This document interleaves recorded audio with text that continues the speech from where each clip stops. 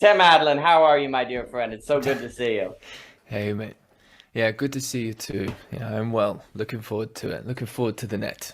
Outstanding, my friend. Outstanding. Well, we have a massive thunderstorm coming up on Virginia, so if I get blurry, forgive me about that. By the way, your Nietzsche paper is Oh, awesome. We're working on the anthology. I really enjoyed your contribution. It was really wonderful.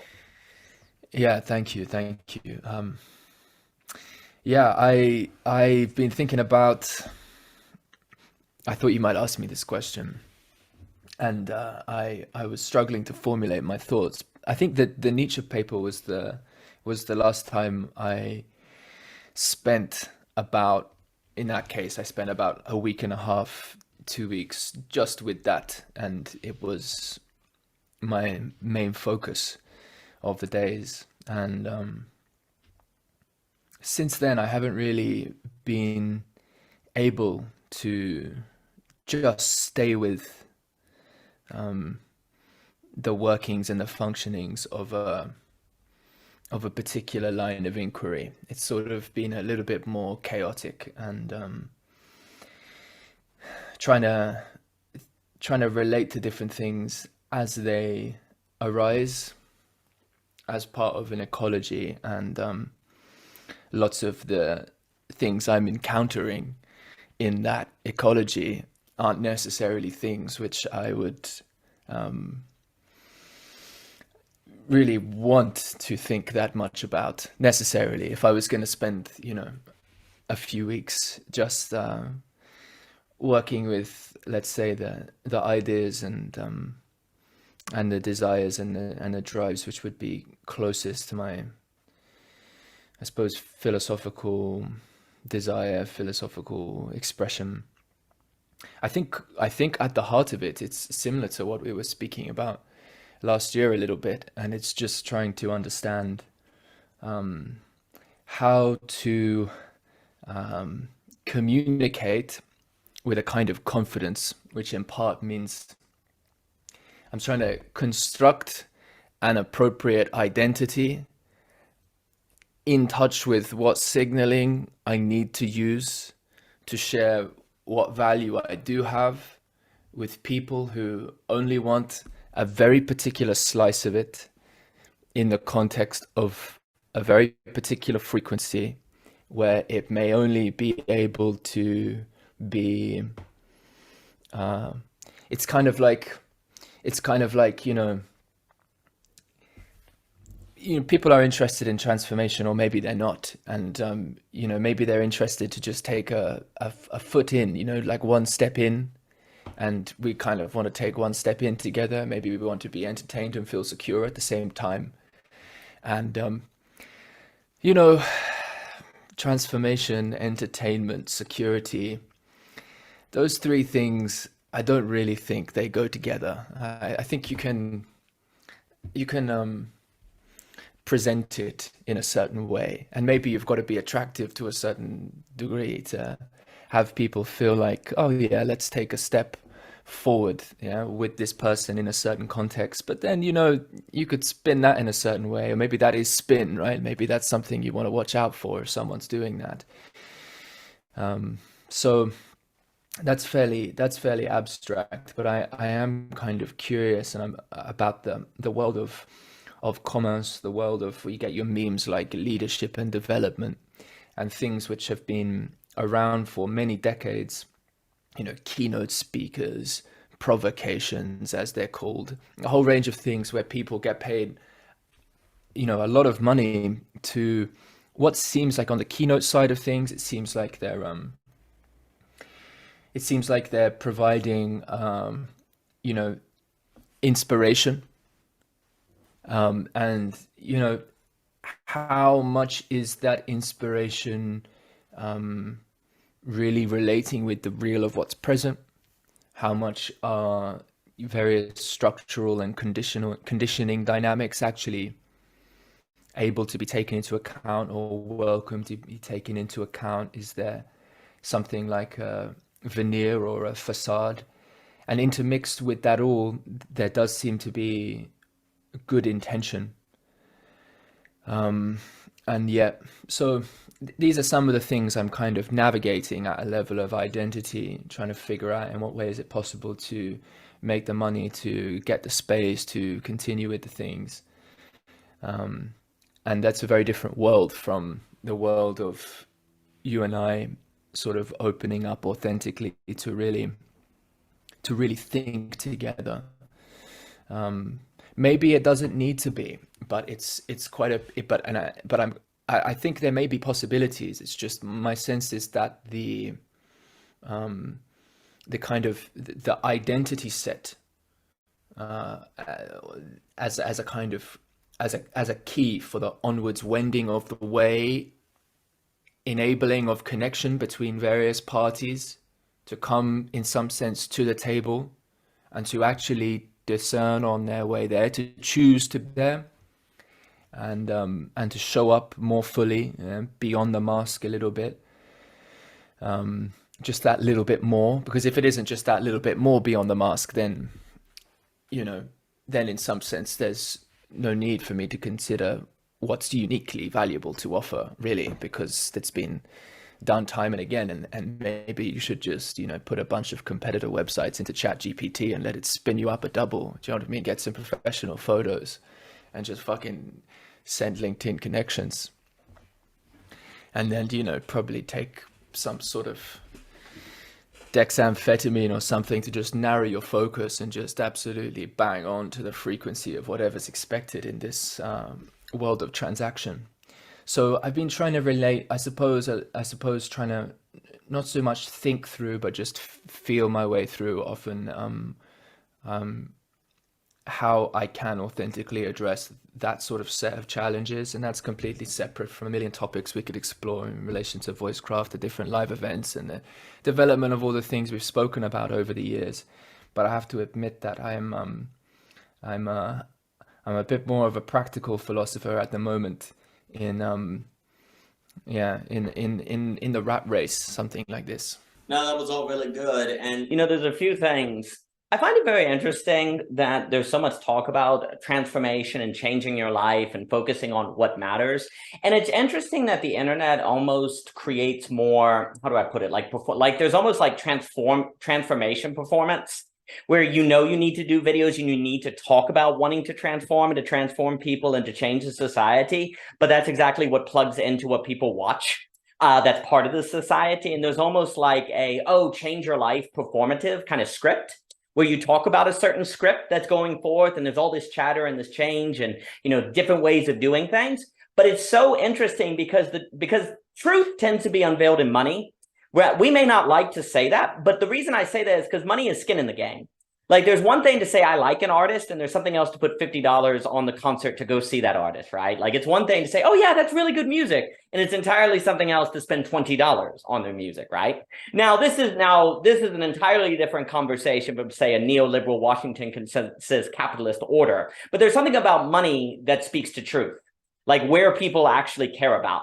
And the very fact that you have so much sort of dialogue or conversing or almost script about transformation that isn't always necessarily backed by money or capital flows or different things, does go to show some degree of it may be status positioning, or positioning to be seen as someone who cares about transformation and different things like that. Because the funny thing is, once you start talking about deep transformation, well, that's talking Lacan's the real, that's talking the subconscious, that might even get into a little of those archetypes of, different things. And that's scary stuff, man. I don't like any of that. I don't want some statue to tell me to change my life. That's terrible, Wilka. Take your poem and burn it, man. What's really interesting is I'm trying to, there's so much talk now about AI, right? We're all going to die. One day we're all going to die. The next day we're not all going to die. Like every other guest on Lex Friedman is about how we're all going to die. And, we need to pause it and we need to slow it down. I think that's a conversation that I'm not in a place of expertise to talk about. That's for other people to decide. But some of the things I do wonder about is if almost what we have to be thinking about is if AI indeed basically unveils that what we think to be human is not going to cut it because the AI is better at being human than we are, then we're going to basically be forced to engage in these transformative practices or to move into these organizations that are going to be focused on a different sort of way to doing it. And then we're going to definitely put our money toward it, because it's the only way that we can begin to engage in practices that define us or give us an edge or some sort of distinguishing factor on AI. And I really do find it interesting, because when you look on like the history of industries, very often the industries that end up being like leaders in the next industry, and I, tend to be the ones that for a long time were almost like, what are you doing? There's no demand for that, because the demand for that emerges with the historic epoch change that then makes people demand it almost out of necessity. Now, we can say there's something sad about the human condition, that it's necessity that compels us into new demand, but that's Hegel, the owl of Nineveh flies at dusk, right? And so there is a wondering if there's like a basket to catch what may come. Thank you. Thank you. Yeah, that's a great thought. Somewhere I would like to zero in on is in the transition, because it seems like you're painting one world before, one world after, and I put to you that it may not feel so clear cut. Of course, there may be, a massive, massive event, but certainly right now, it would seem to be still a fairly liminal time. And yet, some people are across the threshold, others are not. And what I have noticed for a long time now is there's a big difference between approaching someone and them approaching you in this particular context. So someone approaching, let's say me, as someone on the outside of whatever the particular frequency is, they've sensed that there's something else, there's something they need, there's something about the current state which they do not want to continue.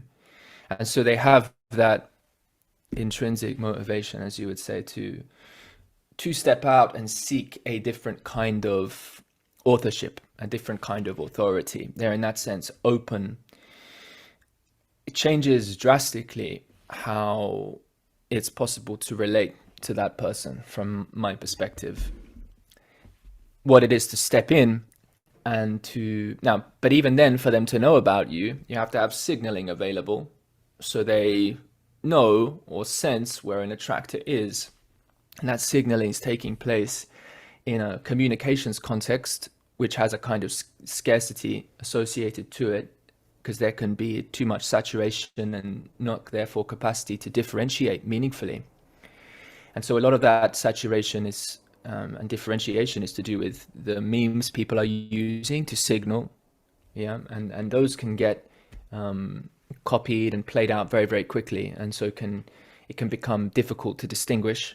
Okay, so you want to then have some sort of authentic resonance that can offer something, a little bit different, and people can maybe feel into something beyond, just the propositions.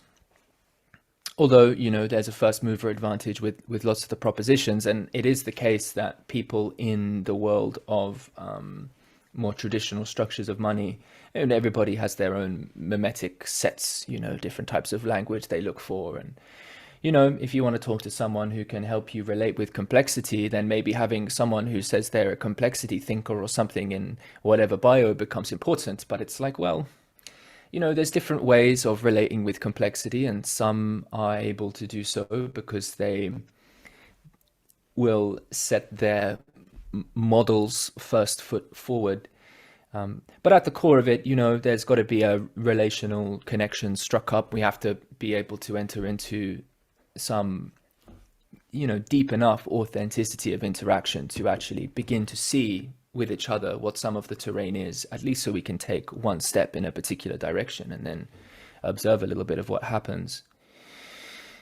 And so you're thinking, okay, well, maybe the important thing is to share that you're open to relational connection. Okay, well, how many memes are you going to have? And you see people like 8 memes in a row, thought leaders, one of them. Okay. But anyway, so there can become a saturation for a lot of these things. And I find that game to be, it's a bit, a little bit sick. I don't like it.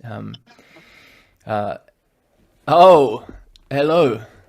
Hey, Hey, Oh yeah, Mr. I think you'll Ebert, like it's a this one, pleasure. Alex. I was sort of just half sharing, half having a little bit of a rant about the different the saturation of memes for people signaling that they can provide X or Y service in the context of transformation, and thinking about that in the context of what it's like to be seen as an authority that can receive people seeking transformation versus what it is to have to step in to a context and sort of promote oneself, yeah, without being known necessarily. And so there's in some sense proving one's worth to enter some process that in some sense cannot be pre-scripted. And so anyway, we're sort of talking about this. I'm kind of half and wanting to zero in on this particular dynamic in a broader discussion.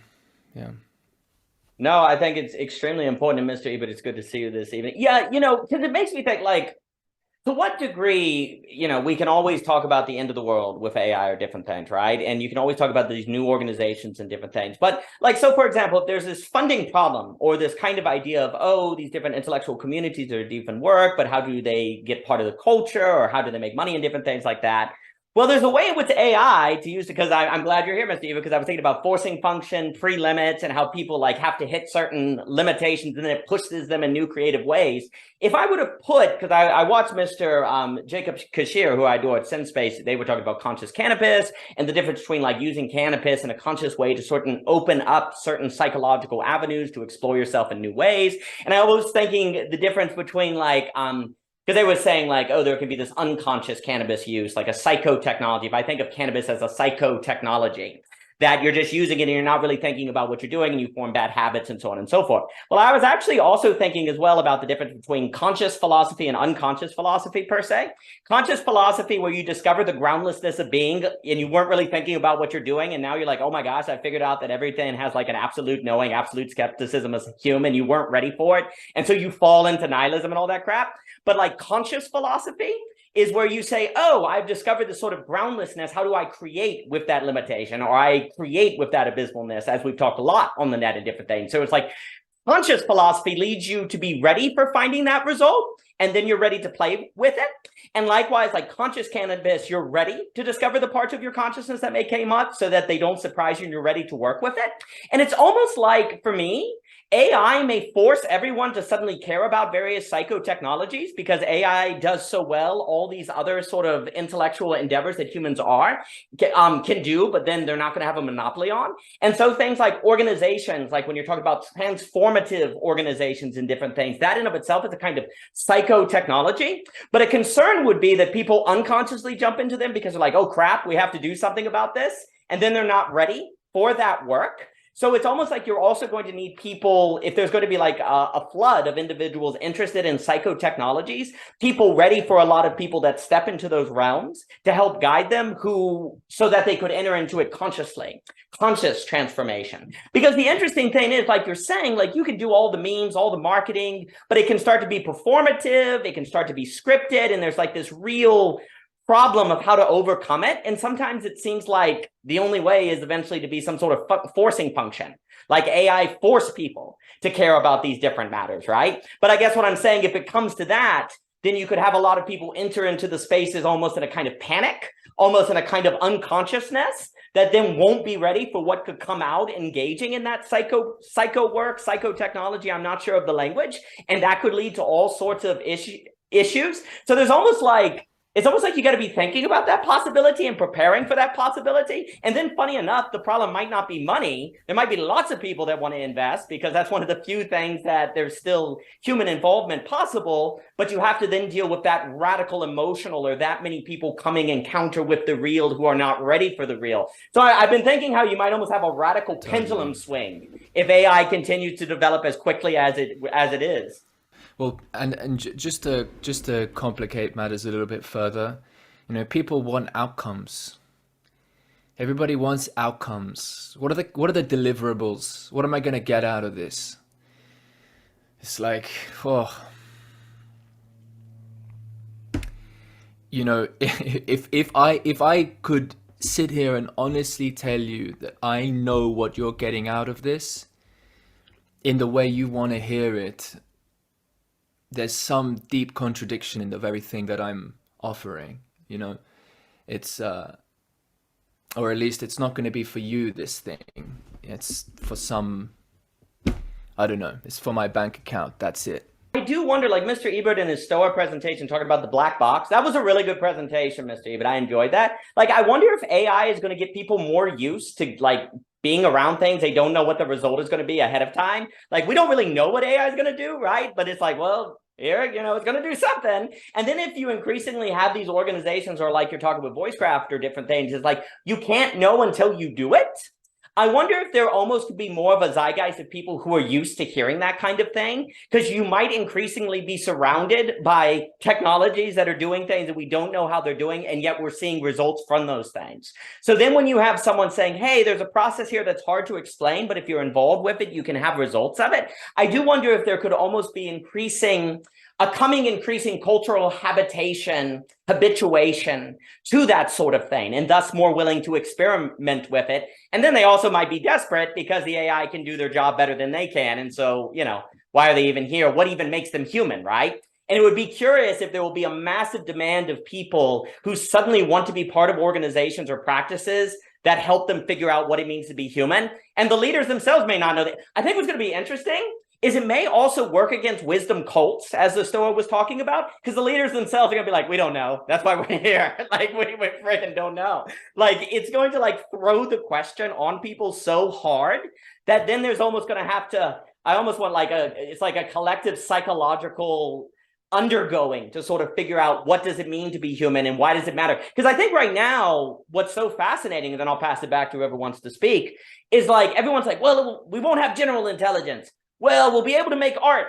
And like Mr. Ebert was saying, it's still, nah, AI can make art. And then you can easily imagine an AI that can prompt itself. So increasingly, it's going to be like the cheap ways to maintain humanity are going to get cut out. So we're going to have to really think about it. Like, they're going to get deconstructed. And like, there's going to be like a desperate hunger to have that conversation, to really seriously think it through. But then where it could be problematic is you have so many people that are going to be hungry for that, who have no perhaps philosophical training, or they don't have any, like, no habituation to doing that sort of work. And so it'll be like the unconscious thinking through those things, like unconscious cannabis, which then there will be just a lot of, I suppose, pathologies to work through and different things like that. I'll jump in. This is fun. It's good to see you, Tim. So I'm just trying to cook dinner for my girlfriend. Her movie just was released today. This documentary. It's number 7 on iTunes documentary, and we're trying to pump it. It's a very good documentary, and I scored it. I highly recommend it. It's called What's the title? What's the title? We'll put it in the. What's the title? The Quiet Epidemic. Very nice. Well, you should celebrate. You should have a big barbecue and fireworks and all that. Well, congratulations. That's wonderful. I'm just kind of catching up on the conversation, but I guess initially I would just say, obviously, if you've been following the net, whoever's watching, there are some like Daniel, you keep saying like it's better to approach this consciously, but then there's some problems with that language, because if you think about predictive mind theory and the way that the conscious frame accommodates problems, almost exclusively the accommodation of problems, so that we can make everything that we interact with unconscious, as the ultimate sort of the ultimate state of interaction is automatic, right? So that we don't think, what is this orange? Every time we encounter an orange, we've accommodated it, it's been schematized, and now it is unconscious, and we interact with orange unconsciously. Until we find an orange that suddenly looks very strange, and it's suddenly problematized, and we have to re-schematize it and either accommodate that as orange, or create a new category for it, right? Blood orange, or fucking grapefruit, or whatever the fuck. In the case of AI, so just put that aside. In the case of AI and being human, and the sort of layer of professional that wants to be seen as a shaman, a shepherd, through this time, what I'm saying, at least what I'm sort of leaning toward, is that, and I like this, and this is just natural to me, so it could just be my own bias, but I've always felt that as an artist, for instance, the proclivity to want to optimize, I find antithetical to the creative process. I find even challenging provocation, but I kind of stick with it. It's not that I don't like intention. Intention is cool, has its place, but in the process of being a vessel artistically, in the process of like really experiencing the human experience, you get the fuck out of the way, is my experience. The best experiences come when you vacate the premise and allow the universe to act through you, right? So vesselhood. Now, what AI does so well is this optimization, right? It's just optimizing all day long for success. And that's largely what the prompts are for and what the feedback is for. It's getting your feedback to know how to please us even more, how to optimize its outputs. And so in a lot of ways, my inclination in terms of like how to approach this as like how, that Heideggerian sense, like, what is this AI? What is technology revealing? Like, what is it revealing about its essence in relation to our essence? And to me, what it's revealing, in part, is that there's something fundamental to the human experience, which actually runs in the opposite direction of optimization and in the opposite direction of conscious, like you guys almost just contradicted yourself in a very interesting way. You were saying we should approach this consciously, and then you said something like, we have to sort of, let go and encounter the real. Well, okay, but you can consciously approach the real, but you have to understand that as soon as you approach the real, it resists language, resists symbolization, which is the state of the unconscious. So the conscious inclination is very rapidly removed and doesn't end up being very useful. I think what you guys are talking about in terms of like these people who are just like, I'm just going to operate, what they're really doing is operating within the existing schema of capitalism and optimization and all those sorts of things and rolling in the direction of the AI, as opposed to, I think, playing around with pushing the limits of it, anti-optimization, which is essentially like humanization. And by the way, I don't know if you saw, sorry, I'll shut up in a second, but I've brought it up a lot here, Daniel, the idea of depth scaffolding, where like we have the algorithm is really revealing a fundamental human shallowness vis-a-vis algorithmic synaptic shortcuts to our sort of pleasure, to our jouissance, to our desires, like all of the scope and breadth of music and movies and art, and all of that is scientifically narrowing. Like the democratization of creative output has narrowed and consolidated and homogenized the creative output because the algorithms are discovering that we all pretty much love the same shit. Sorry, that's my daughter calling. The algorithms are discovering we all kind of love the same shit. And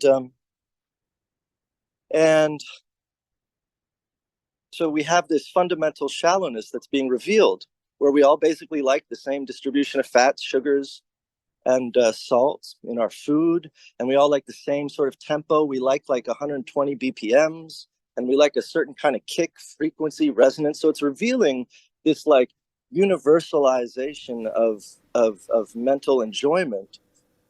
And it's revealing this sort of flattened topography where we're not as pluralistic as we thought. And what we lose through that optimization process, and that optimization flattens the landscape of human plurality, what we can gain, the way we can gain back some topography is by anti-optimization, by becoming more blind, by losing our intentionality, by vesseling ourselves and creating sort of blind spots, taking advantage of our limitations. You know, it's like in the day and age when we did not know why it rained, we came up with all these reasons, right? And so all of a sudden these philosophies bloom through the ignorance, through that state of ignorance. We built our depth, we scaffolded depth on top of that fundamental shallowness. But now that we know everything, everything's just shallow. So we got to return to almost a state of wonder and ignorance, anti-optimization. And that would be sort of like, that's where I'm at with the AI thing. So anyway, I'll leave it there. Yeah, I sense that we're both like thoroughly agreeing with you, and in many respects, what you sort of articulated there, Alex, is something of what I spoke to in the first sort of couple minutes of a psychedelic philosophy talk I gave at a festival, just with respect to the impossibility of like the contradiction between having an intention with respect to a psychedelic trip at all, right? If it's about stepping beyond a threshold, we want to have it, well, hang on a second, you know. Exactly that same line of logic. And yet, you know, we can all reflect now and recognize that our sharing a conversation about this very dynamic is bringing to consciousness the importance of developing a relationship with not knowing. And so I do think there's something of a capacity to resonate a kind of continuity with what it is to meet and interact and undergo process, where, yes, all right, and I want to just offer one other image that kind of, you know, is, it would be better to write it down, but it's, you know, everybody's interested in the journey, you know, it's all about the journey, hey, and you could imagine some adventurers going out and they spend months, years traveling the world, you know, and they have just the best time, full of adventures. And then they reach a particular point, and then seven of them are brutally killed. And one person comes home and tells a story, you know, and they have a beautiful adventure. And it turned out their destination, it was just the wrong land to step into. And there's a new group of people, they want to go out and have an adventure too, right? And maybe what they're looking for is that journey as well, but they're like, oh, let's go to a different destination. I don't know about ending the journey there, right? So there's something about what we meet at the end, you know, to speak on, and I began this conversation by lamenting like the ridiculousness of wanting these outcomes and key deliverables, yeah. But there's something so necessary, paradoxically, about having to crystallize a proposition to offer someone of the value that you might expect, and the competition for in this case, I was talking about, like, you know, corporates and stuff paying for whatever you want to call some offsite, whatever type thing. They're going to go most often for the most crystallized version, portraying that which inherently has to be this thing which cannot be crystallized. And so it's this funny thing where in some sense we have to like fully embrace the making, the journey, and we all want to be part of that process. And you know, recognizing that AI is kind of doing something very different there. It is, as you say, fully being judged on the final product, and it's all about the crystallization. And yet at the same time, we have to still reckon with, at least the presentation of a direction, the presentation of the promised land, in order to attract people to come along. That's what I'd put to you. There's something of the necessity of what this story kind of looks like, and it's going to involve what it's like to not know on the way. Yeah, and this has been something I've been trying to do for ages and speak to this kind of thing. But yeah, it does seem like the tension of this just does continue dialectically. Oh no, I was just going to say, what if a solution was sort of this permissionary state, where as opposed to sort of pitching something that someone else is going to experience, you capture, document, etc. yourself going through the process, and thereby you don't really even have to describe. I mean, it's kind of like, you know, my philosophy anyway, certainly with Edward Sharpe or whatever, it's like with a band it's sort of easy because you have these promotional materials, songs and whatnot. But like I told Owen recently, you know, this thing you're doing where you're going to tell artists and executives how they can better themselves and become more creative, create better, more compelling narratives. That like that's not that landscape is so competitive. Forget about it. Like, to me, I mean, sure, like you tell them like we're going to do this for you, but like the thing is, what you can do that's sort of like special is you can host these events.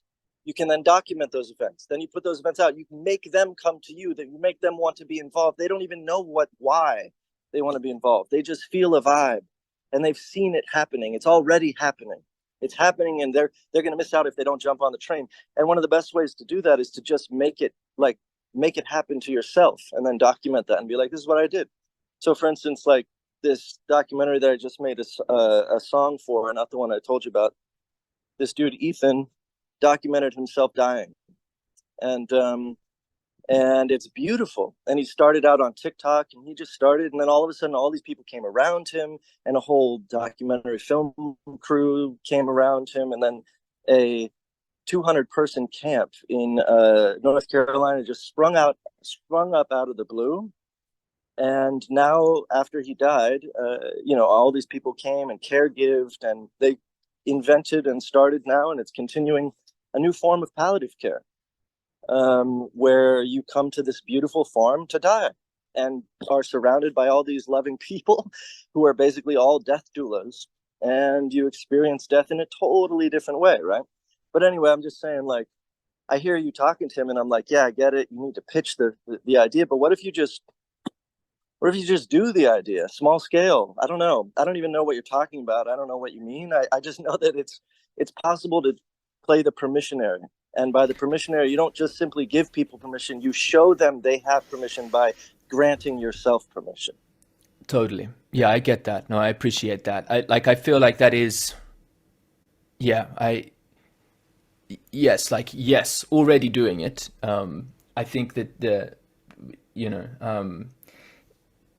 part of what we were discussing just before you came in is the exact tension between this attracting to something already occurring, but then also the stepping out into the space where people are not yet attracted. And so we were kind of putting the foot into that movement towards stepping into when the signaling is not possible because of the saturation in the context of all the memes. And so both are important. We were just sort of orienting a little bit into this other one, and was more lamenting, more consoling rather than necessarily, but there is something. I mean, I totally agree with that, but still the signaling of the thing is different from the thing, like, for instance, this talk I did, this psychedelic philosophy talk, it's a very vulnerable thing, and it's a real active, you could see it through the lens of permissionary. Absolutely. It was very radical for me to do, and I've done things like that in the past. But by its very nature, it's also not going to be as effective as attracting people to listen to it. Partly because as well, the medium of how it's recorded, that needs to be fucking artfully done, because it's taking place in a festival where the audience can't see the fact that 50 meters to my left are 20 naked people bending over, or the fact that there's a snake that's just gone. You can't see it, it's off camera. Yeah, and they can't hear the fact that it's like a cacophony of noise from like 3,000 people raving just behind me, because of the way the microphone's set up and because of all the wind noise I've had to take out, so it sounds like an eerie kind of silence. And so, the transmission of something across medium, the preservation of the integrity of it is, I used to call this in my slightly lamer days, which I still very much am present, the sacred art of invitation making. Yeah, how to translate the integrity of a message across medium. And to be honest, that shit is not fucking easy. It's really not easy. And so you have to be an artist across all these domains, and even then, to give the permission to do each one, and maybe you nail it on a few, maybe you fucking fall on your face on some, and then the whole signal about what was the value, you know what I mean? It becomes very difficult to know what's off and what's on with respect to, okay, good stuff on the permissionary over here, maybe tone that back in just a little bit, because maybe you don't have to freak people out 2 minutes in. You know, there's a whole art to what it is to welcome people into these things. And so I've got a ridiculous amount to learn with respect to all of that. And for sure, you've just got to step in and do it. But, you know, there's something to the artfulness of it as well. And we can't just like, oh, just go be artful, you know, fuck it. That's when you have to just hands back. Obviously there's practice and you hope that comes through the vessel and you can give what you can give. But, you know, in some sense, there's philosophy as a thinking practice does not step any further into that aspect. All I can do is go, yeah, I'm going to fucking do my best, but I can't give you anything else right now. No, that is beautifully put, and Emilio, it is wonderful to see you. That dynamic you just explained. So a few things. One, a question arises, will AI force people to be more understanding of that problem? Like right now, in kind of the capitalist sense, if you can't like present the whole immediately, go, okay, there's nothing there, right? With everything you just explained. But guys, wait, there's a whole lot I can't capture on camera. Well, a lot of the people will be like, yeah, okay, Tim, sure. And they won't be understanding of that. The question is, will AI almost be a forcing function that will make people, because they're so desperate for some sort of human dynamic that otherwise they can't find, to be understanding of that and to give you the benefit of the doubt? Where right now, because AI isn't in full force, there's still some wiggle room to say, nah, I'm not going to listen to Tim. He's not talking about anything. So there's a way in which the question arises of, will AI create a certain desperateness in people that will then make them more understanding and willing to entertain that capture problem you just described, so that when they see what you've at least tried to capture, they're then willing to step into it out of a certain desperation that otherwise they wouldn't have, because AI hasn't slammed all the other doors behind them, right?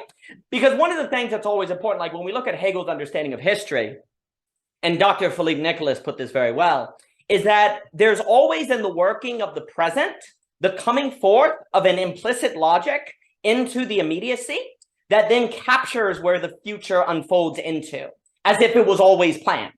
So, for example, you talked about Mr. Ebert kind of documenting a lot of the transformation. Funny enough, like arguably a lot of the stuff on YouTube in these communities has been a documentation of a transformation that will suddenly, if AI has this forcing function, make people see it as a documentary of that transformation and then willing to entertain it. Whereas until that moment, it's like it's not. But then you'll have this flip moment. Can you explain how AI would bring that about in your mind? Like, you know, just vaguely. Oh, sure. Well, if AI, so for example, if I find my identity in working a white collar job and I'm a stock picker and different things like that, and I get my identity and all that, and it turns out that AI can do it better than then I can't find my identity in that.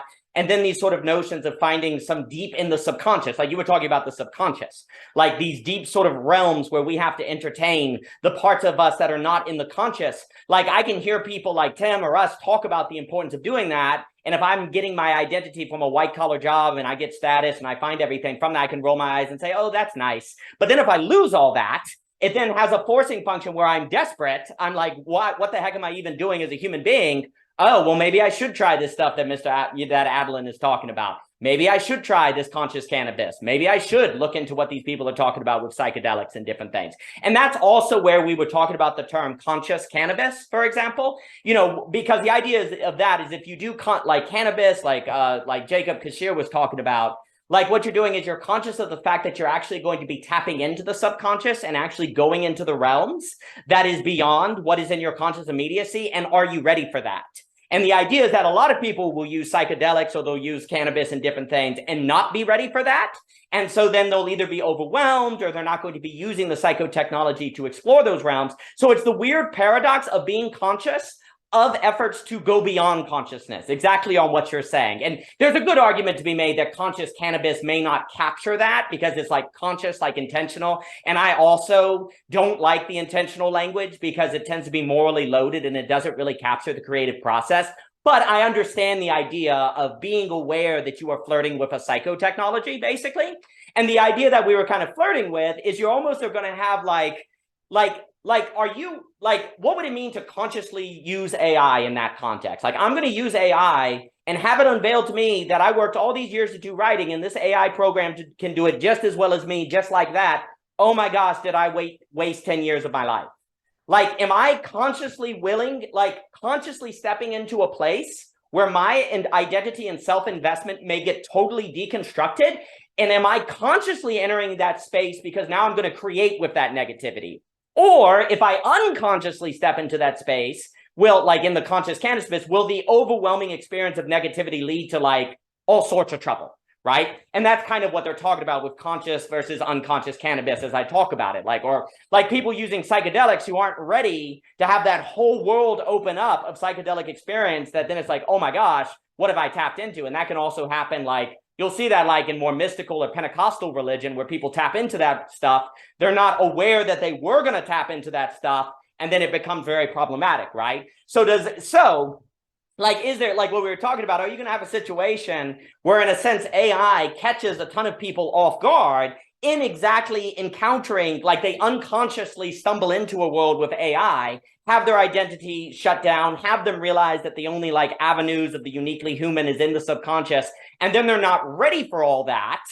Then what you could have is a bunch of people that are kind of desperate to know what to do with all that. And then suddenly when they hear someone like Tim Adalin talking about all this stuff that can't be captured, whereas before they may have blown that off and said there's nothing there, now they may go, okay, all right, I'm willing to try. I'm willing to give it the benefit of the doubt, precisely because they have entered into the space of this radical negativity that has come forth. So there's a way in which to look at the AI positively. Could it be an encounter of negativity that makes people more open to some of the stuff that like Adalin is talking about, or organizations like that otherwise would not be? And if that's the case, then you won't have to go out and promote as much, right? You can actually just be a permissionary, because basically the AI is the forcing function, bringing people into your realm without that level of promotion going on. So that, like, to look at it from a positive spin as opposed to simply, you know, we're all going to die, as every Lex Friedman podcast seems to be now with AI and different things, to look at it as a kind of forcing function into these spaces to think them anew. So that was generally some of the things we were getting at. And I have a massive thunderstorm outside, it sounds like. So if I start blitzing in and out, it's because of a massive thunderstorm. But and like what does it mean to be conscious of the fact, like you put it very well, like what does it mean to be conscious of the fact that what you naturally tend to do is associate intelligence and success with optimization, and the AI does that? So what are you here for? Okay, like, well, I'm tapping into these unintentional. Well, I don't even know what it means to do on it. What does it mean to be intentional about the unintentional? What does it mean to be conscious in the art of the subconscious? Like, that's all automatically confusing. And basically, most people won't even bother to think that because it sounds ridiculous, but maybe they will if AI forces them to. You see, like AI has a forcing function where stuff before you wouldn't have even bothered to try to think through that paradox or consider that paradox. Now, a lot of people might be like, almost out of desperation, yeah, we'll think through that paradox. We'll consider that paradox. And thus, this whole marketing problem you're describing, Mr. Adalin, it's almost like the organizations need to like almost have the hands to catch the people who are going to be looking for that. And that could switch very quickly. You know, where organizations right now that are desperate on raising money or promoting, suddenly it almost turns, and those organizations have a lot of people that are looking for them, to be caught by them, because of the AI in a certain forcing function. So those are things I've been considering.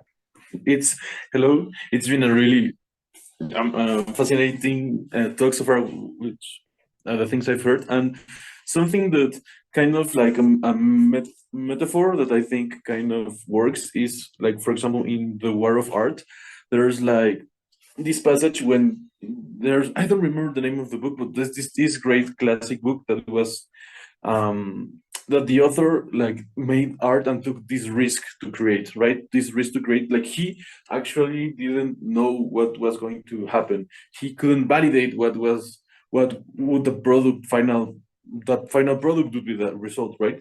So there is this act of, I think that's like art in that specific sense. It's really really human, because of course we have like artificial intelligence that can like draw up like nice pictures and that can tell stories, but that very act of creation, that you're uncertain of what even the result will be, and you have to go through that process to know what will happen. I think that's like one of the most like fundamental, maybe like human things, because the way I thought about it is like, you have art and you have business, right? Because in a business setting, you cannot go like, I'm going to try this and see if it works. Like, kind of, if you have like a lot of money to play around, but if you're like serious about business, you have like all these like methodologies.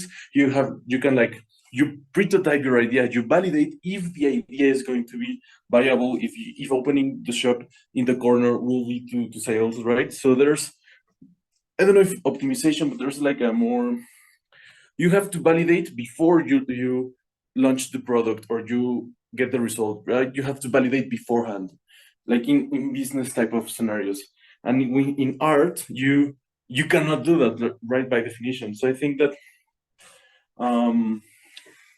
like in the context of AI, some like and it's also really interesting because to understand what impact AI will have on us psychologically, we have to really understand how it works, I think, because if we view it as a like the most famous one, I think, like ChatGPT, like those specific models just like guess the next word, right? Like basically they guess the most coherent next word. But if we have something, so that in itself is not a technology that maybe we feel threatened by, because in the sense that maybe it writes a beautiful story, but there's no like intentionality behind it, so that maybe robs it of its meaning. Maybe not, but maybe it does. But if we say that that there's something beautiful about the creation, because if we interpret AI like as the collection of all the humans that are behind it, because it was trained on humans, if we think AI like a super human collective thing, maybe we do think of those stories and those words as something beautiful, right? And it maybe impacts on the way we think of optimization or something, and maybe we don't feel displaced by the AI because we just feel it like a human or a collection of human minds doing something. So the way that we understand the technology and how it actually functions will shape the way we interpret the AI. And I think that will also like have the impact that maybe we are pushed to think of these contradictions, or maybe not, because it depends on how we think about it. Yeah, but that's just some of that. No, I think that's what's interesting. But no, there's all sorts of contradictions and paradoxes that before the average person wouldn't think.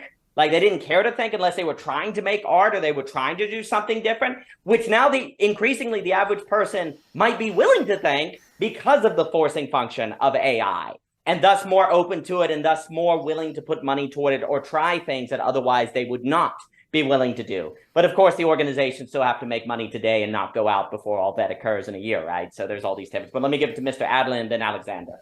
Well, yeah, there's... thanks, Emilio. There's actually going to ask a question, and I'm curious what everybody has to say. I am going to point this question towards Alex, perhaps in particular. I don't know if this is where we'd go anyway.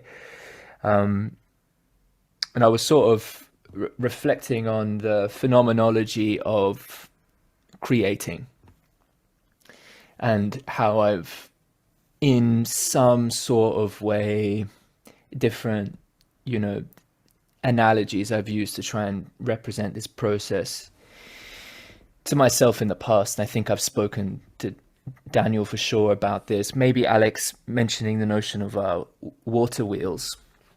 And it was just to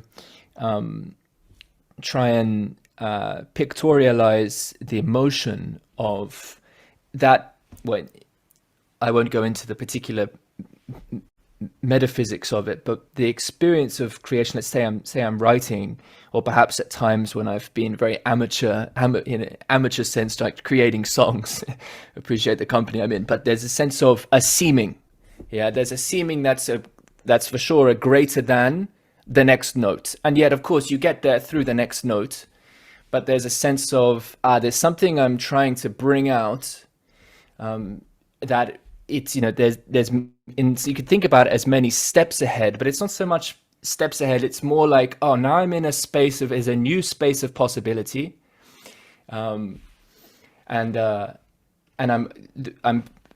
framing things up a little bit like this, because the question I wanted to ask Alex is to sort of see if he could explore this through the notion of freak theory, because there's something about, I'm curious if this kind of maps a little bit to that way of thinking, that if we like turn the corner, so to speak, enter the new space, entering a new phase. I'm not sure the exact word you use, Alex. There's a sense in which there's a new possibility space, and there's many different ways that the whole of that might be illuminated. You know, maybe it's not fully saturated, but we might be taking different interesting routes through to illuminate more of the territory, which we find more conducive of some fuller whole making experience. In the water wheel analogy, I speak about whole making, right? There's something about, okay, the water wheels come into the stream, it's picked up a certain amount, like in some sense it can only pick up what its bucket can hold, and so there's like an implicit sort of saturation point in there. It's kind of coming through, but there might be many different formations that can be made within the context of that particular bucket and whatever. But there's something, you know, I'm mentioning this because Emilio sort of, you know, mentioning that the current LLMs are just sort of predicting the next word or the next token or part of the word or whatever. And I don't know exactly how these things work, right? But there seems to be, there's quite a distinction there. It's like, okay, we're going word by word or token by token, as opposed to we're in a kind of a fuller possibility space with a different type of time horizon or phase space or frequency space, right? And there's a different set of wholes, a different set of stories, a different set of archetypes, right, associated with that whole possibility space. And we kind of sense the fullness of that, and we have to wend our way. In some sense, we can only take one step after the other. Occasionally we can leap and fall over. Maybe we take a few steps at once, but, you know, we have to still go on our journey. And so I'm just wondering about sort of I'm kind of trying to begin this from a place of a phenomenological remembering of the seeming of what it is to cotton onto a tune, a song, a whole, a story. And you have a sense of where you're going. You're not exactly sure, but you know the orientation. And often that orientation is considerably more than one step ahead. And I'm just wondering about, in some sense, a metaphysics to kind of, in some sense, speak to that, like what's sort of happening there. Is there something about the creative process that we're engaging in? We can see it as kind of distinctly different from the LLMs to try and give us a furnishing of how to think about some of this stuff. Okay, so a couple of things come to mind. First of all, you know, the amazing beauty of the human mind is sort of its ability for active inference, where we operate with an exceptionally low degree of external information. We know very, very little, and yet we make these sort of instinctual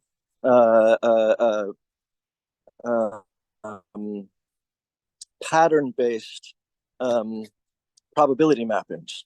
And so we have these hunches. I mean, even the very, very best chess players are only thinking a few stages ahead, but they see these sort of shapes of relation, and they recognize them, and they were able to make these very, very brilliant moves based on very little external information, but just sort of an almost knee-jerk pattern mapping. And in a lot of ways, that's the creative process as well. We don't have think about improv, right? We have almost no external information. We can't see into the future. We're temporally bound. And yet we're able to make these sudden right choices based on very, very little information and active inference into sort of the proper pattern. And those so-called proper patterns, when we experience them, those create like what I would call a super freak. Essentially a sudden form that you almost feel phenomenologically was always there. You just discovered it, but you didn't necessarily create it. Whenever I've made like my best songs, I listen to and I think to myself momentarily, I'm like, who wrote that? And I know I wrote it while I'm saying it, but I don't recognize it as mine. It was like a discovery, celestial archaeology. It was this uncovering.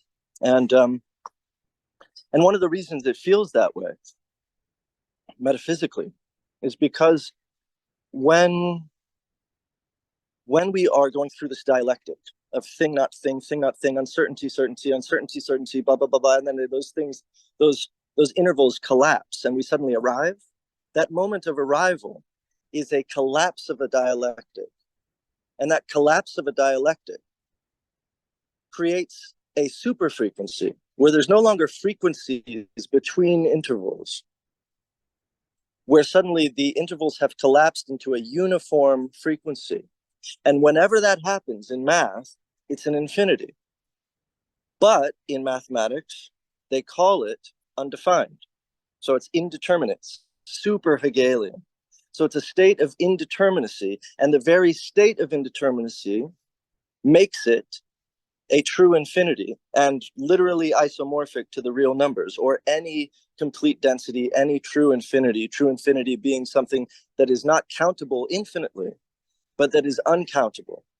And what's brilliant and very important phenomenologically and also just ontically is that the reason those moments of collapse occur, like you could imagine if we were a superhuman, or maybe if we were an AI, we could magnify the grain of that transaction, where we suddenly arrive at that spot, and we magnify it because we have supervision and super sense.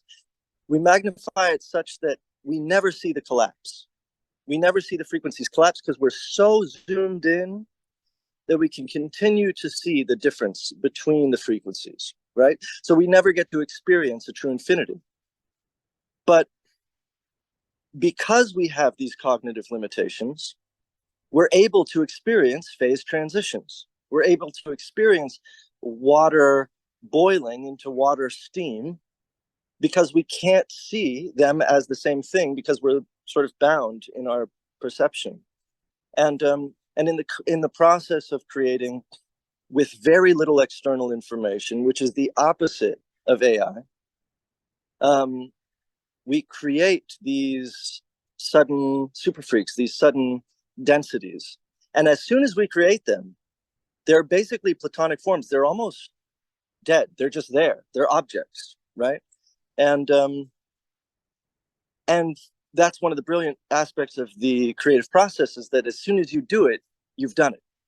And now you got to go to the next thing. Otherwise, you're just sitting on a heap of death, right? It's a beautiful monument, but it's now non-dynamical, literally non-dynamical, because dynamism is when you have frequency between things and variation, and non-dynamism is when those frequencies collapse or they flatten. Either way, they're flat, right? So anyway, one thing I wanted to say, and my phone may die and I got to make dinner, but just regard to, like, let's just take a worst case scenario. Like right now we're taking kind of like a rosy view, AI, we lose our jobs and we suddenly realize, like, what is life really? We lose our function, let's say, but let's imagine that we actually lose all function, including creative function. I was talking to an AI the other day and I was like, are you capable of developing an anti-optimization algorithm for artistic purposes, where you are optimizing for happy accidents, synchronicity, that sort of thing? And it was like, yeah, absolutely. Let me do that right now. And it was this weird AI that like does things right away. It's called, I can't remember the name. If I remember it, I'll let you know and you can put it in the link. It's called like Agent GPT. And I realized while I was talking to her, I was like, holy shit, like, what if this whole line of thought of like, I mean, certainly the line of thought where it's like AI can never replicate the human art form and the things that go into lyrics and all of the emotion and all that. That's obviously bullshit, right? And we already know that now because people love the Drake song. And I thought it was good. Like, yeah, it's good, right? And we know very well that people watch Lawrence of Arabia shot on 75 millimeter on their HD sports televisions and don't notice that it has the soap opera effect. In fact, if you go on YouTube and you look at a comparative analysis of the soap opera effect HD film with the soap opera effect, everything looks like a video game, and then the real film, you see the comments on YouTube underneath. The comments are, I love the soap opera effect. Gosh, I don't know why they're complaining, why the directors are complaining. I think it's cool, right? So what we have to remember is, like, the audience is largely in a state of utter jouissance, like we've been synaptically shortcut. So the idea is that, like, oh, art will never, blah, blah, blah, it'll never succumb. That all rests on an audience who can actually tell the fucking difference, and they can't. But one more thing. When we think about losing our function as artists, the one function that I think will remain, and it'll be interesting to see if we could elevate the role of consumer to high art, or the role of consumer to beauty. And I think we can, although it's a very sort of passive role, but it's also not, because the artist doesn't actually make the meaning. The meaning is within the in-betweens, between the objects, the artful objects. So you have, for instance, and it's the concept of montage. You have, you know, a shot of a bird, and then a shot of a man frowning, and then a shot of a shotgun. Now, what's going on? I don't know. You put the fucking story together. I'm not putting the story together. I put the objects out there for you. You put the story together. The guy's sad. He sees a bird. He kills it. He has food. I don't know. Now the next shot is he's smiling. Now, those are distinct images that have nothing necessarily to do with each other, except you've put it together and you've figured out the meaning by entering the voidal space between differential objects, between differential items. So what we really are as consumers is artists, or at the very least, let me say this, we're meaning makers. The artist can set up the artful objects, and then the audience is the meaning maker. But in order for meaning to occur, we need that negative space. We need the absence between objects, and so we need that sort of that state of absence into which to engage the conscious apparatus and draw out meaning. So maybe the very last vestige of human function is as consumer or as meaning maker, simply drawing meaning out from these largely AI generated artful objects. And they could be just words on a page, but again, we put the meaning together by constituting the relationship between the words. And maybe there's something beautiful in there, but I think largely, like, what I'm saying is, instead of the rosy view and like blah blah blah, what if we really are synaptically shortcutted, and what we're eventually being reduced to is just pure consumer? Is there a philosophical worthy or a spiritually worthy sort of thing to extract from pure consumption without bullshitting ourselves? I think what you're asking there is extremely, extremely important. So a few things. It is exactly the scenario, the possibility of, what if you knew, like, you're in a world and basically you go, wait a minute, the AI has synaptically shortcutted us, and I can't tell the difference between art that's created by AI and what is just feeding me what tickles my fancy, as opposed to what exactly is bringing out my meaning-making functions. Will it be the case that people will go, well, I don't want to be that guy, knowing, because it's so saturated in the culture that's going on?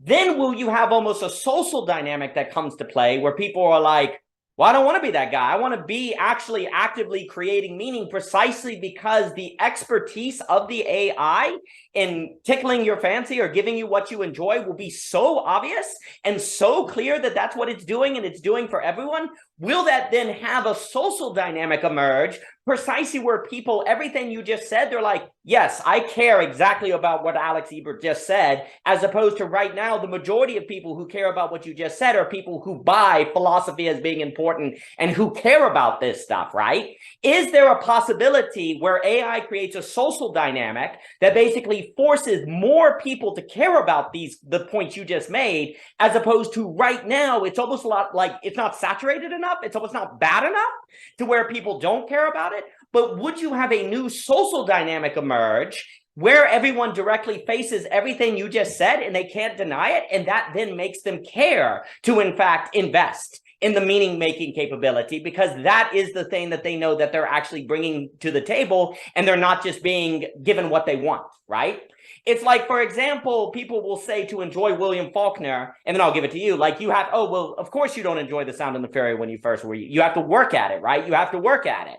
And then I can say that I hated The Sound and the Fury when I first read it, and now it's one of my favorite books, but it took reading it 5 times, really working at it, thinking about the meaning in the spaces between the characters. And then the question is, why did I care to do that work, right? Well, it's really mysterious. I don't know. It's really hard to know, right? But it's very clear that it's a minority of people who will care to do the work to like Sound and the Fury, right? That's kind of what we're getting at. Could it be the case, and I would argue that liking The Sound and the Fury, or Ulysses, or frickin', we can go through all of them, is precisely where you're moving to the place of entertaining that meaning-making capacity that you're describing, and you're working beyond just having, the enjoyment of the work, right? Could AI basically force more people to care to get that ability precisely because they know that AI is duping them and they know that they can get that enjoyment so much, and they don't want to be one of those people. Like, well, you almost have like people are like, nah, I know I can get that enjoyment. And it's almost like a new social dynamic emerges where people don't want to just be another person getting the enjoyment from the AI, and thus you have more people care to do the work of something like A Sound and the Fury, which then mean there would be more artists who would care to do that kind of work, right? And to employ that kind of work, because you almost could have more demand for that kind of work. Whereas right now, novels like The Sound and the Fury have always fitted a small minority of people have cared for that. Could you have a social dynamic emerge that actually changes demand for more works like The Sound and the Fury, and then I'll give it to you, which I would associate with more of the meaning making as opposed to just the pleasure? That's kind of the issue. And if so, is there something about various psychotechnologies that would actually help people at getting better at that, like psychedelics, like cannabis? And that's where the conscious cannabis would that actually help people get good at those abilities versus not? And those are just speculative questions, but let me give it back to you. Oh, just real quickly, yeah, I agree, but that hinges on, as interpreting you correctly, hopefully, like AI not being able to, for instance, write The Sound and the Fury. But let's just imagine it can, and it's able to sort of create the spatial, semantical structure with enough absence between semantic sort of nodes that it leaves us scintillated in terms of our compulsion to make meaning, and it's leaving those sort of poetic gaps and involving us through those absences in the semantic meaning making process, and it's doing it superbly and effectively. Art making is removed entirely. However, what's interesting and what I like, just as a possibility, just thinking in real time, is if that were the case, art is completely removed from us as an endeavor. We become yet, though, as pure consumers, we develop sort of a more deeper sense of consumption in which we become more aware of the tastiness and the beauty of these semantical gaps, these absences, because the bigger the absence, the more we are allowed to participate ourselves, the more we become the storytellers of the art, right? So you have Apple, duck on fire. It's like that's the juxtaposition I want, because it allows me to invest myself more heavily as a consumer, right? So anyway, so a taste for better art, and you can almost basically quantify art that's better versus art that's not as the art that has larger semantical gaps from the art that has smaller semantical gaps, right?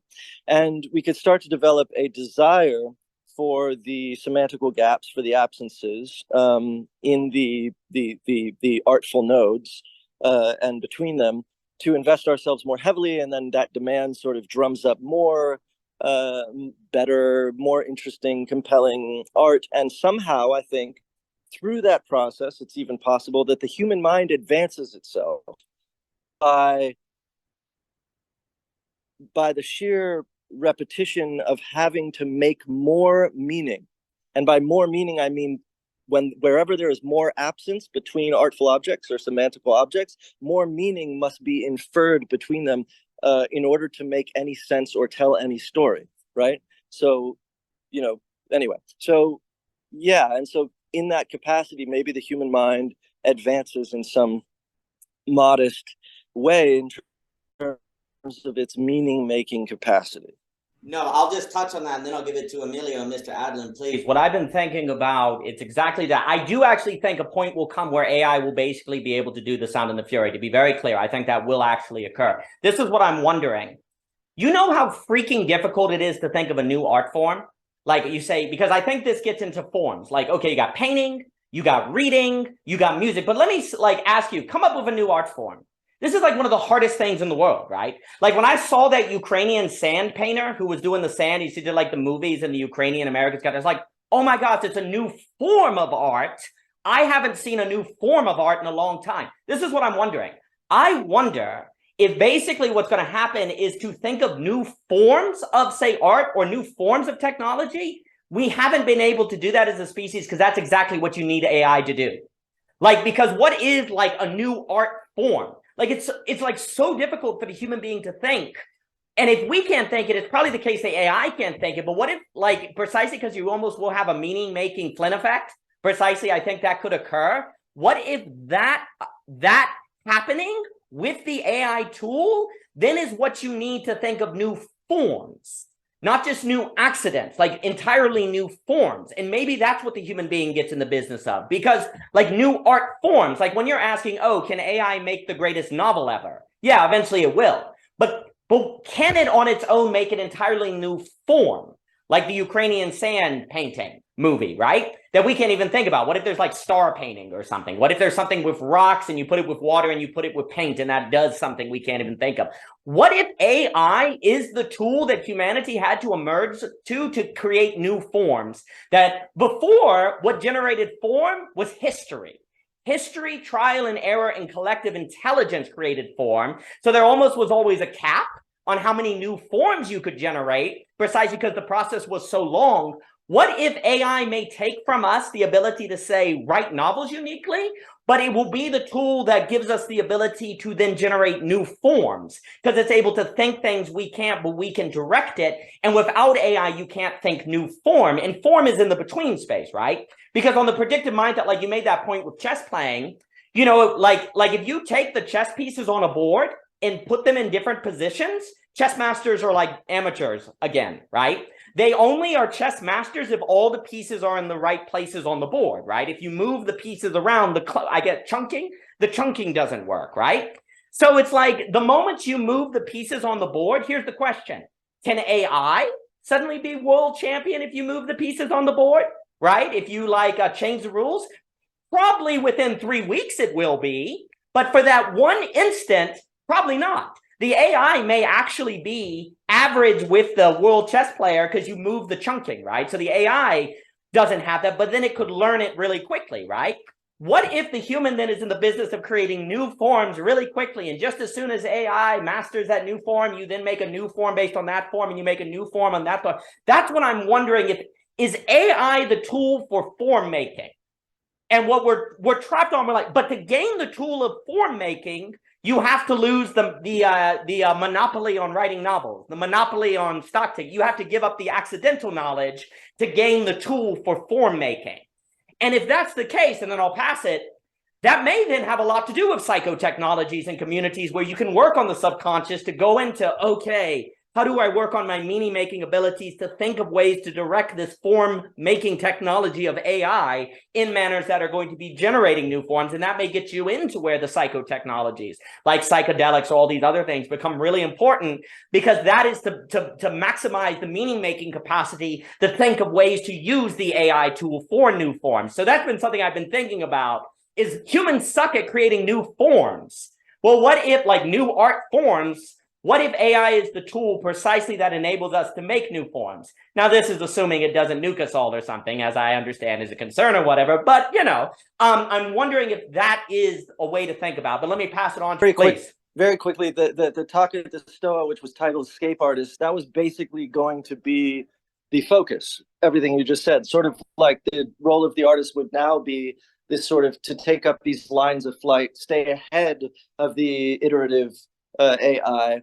And then as soon as the AI was able to master the new iteration, you move on.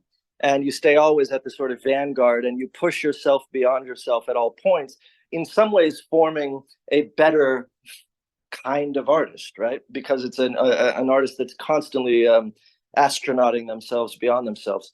But yeah. I completely agree. And that's like form, line of flight, and being a master of generating these new lines of flight.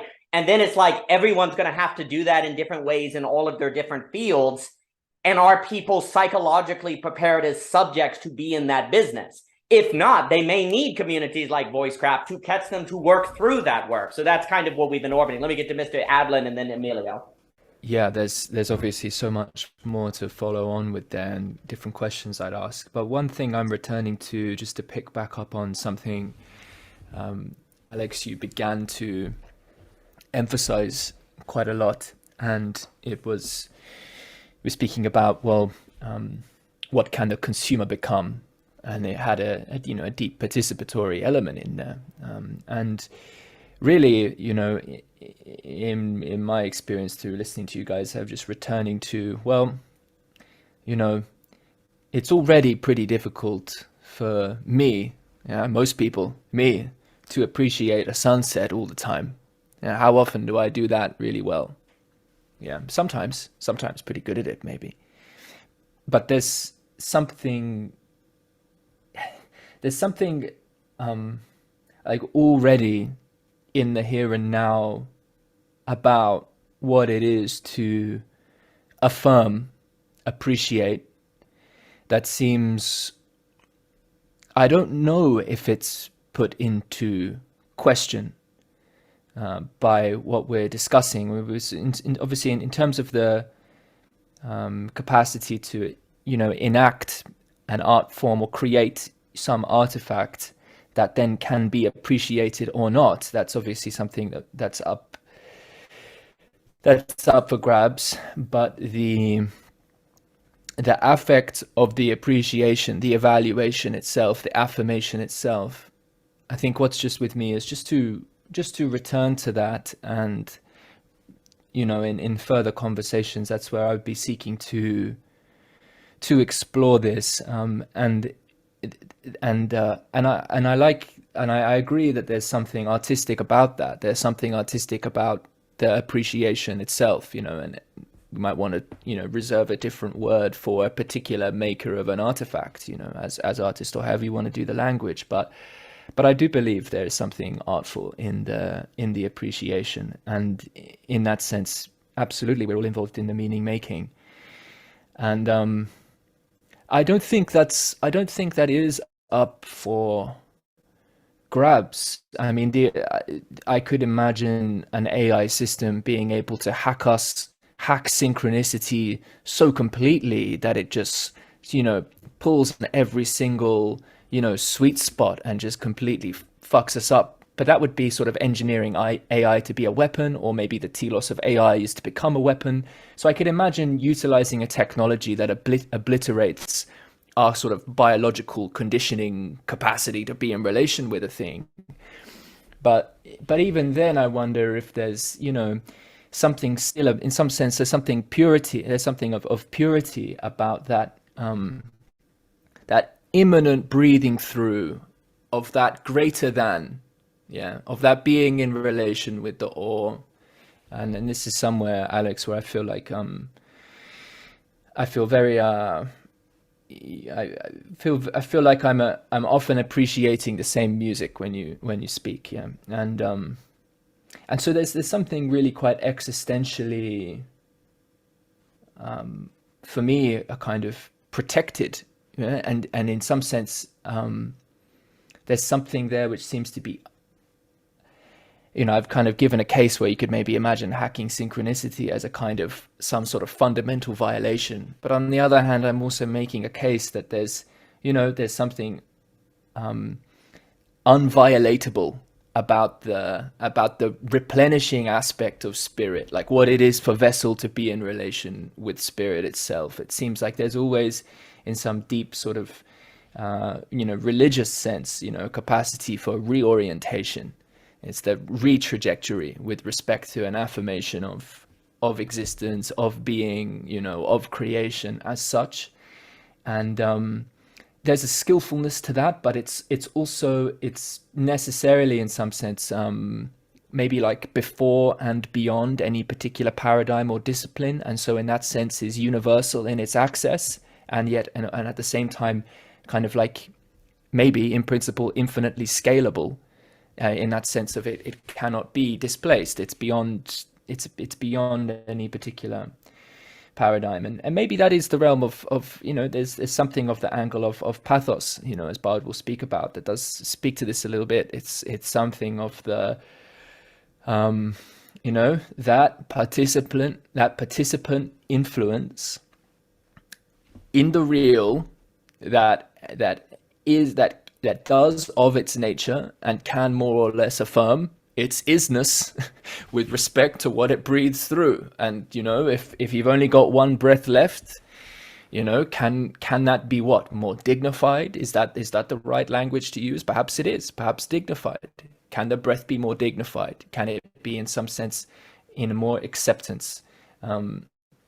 However we want to do the language, at the end of the day, it's everybody's breath to take, and it's beyond however we'd want to encapsulate it for that particular person's context. And it's in that sense utterly unique, and at the same time universal. And in that sense, is that also what we're interested in when we speak about art? You know, we're looking for that which is unique yet is also reflective of the deeply universal. Otherwise we wouldn't be able to recognize it as such. So it's like there's always this, it's so it seems like through it all there will be no shortage of meaning to be made.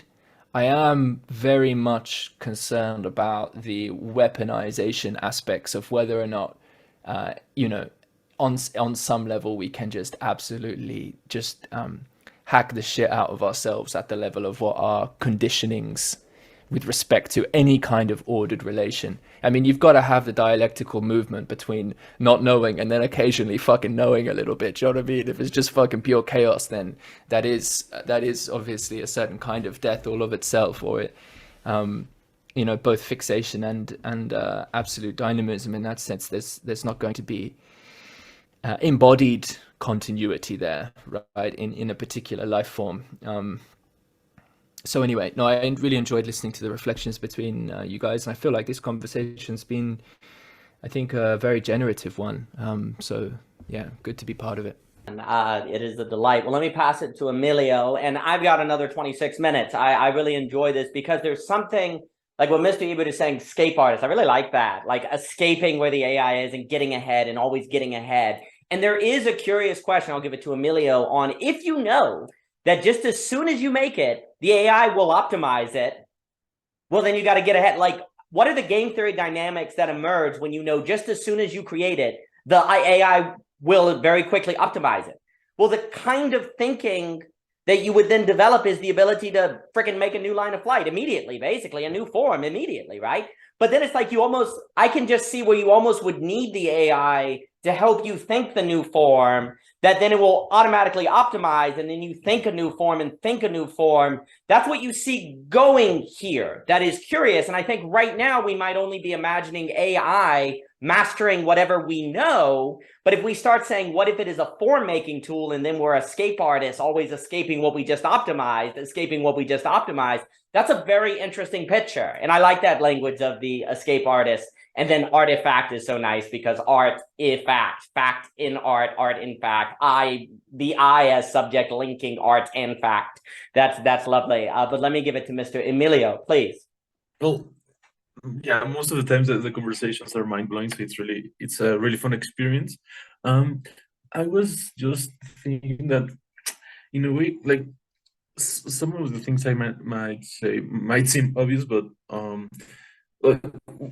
like firstly, I think that the framing has been of AI like as competition of human, like what can it replace from us, and maybe that's one of the main like pain points, or the main like things that we are worried about, because it's so like prevalent, and it will take away stuff that we thought was really ours, like creative type of stuff. But I'm thinking, like, for example, when you open like a factory, right?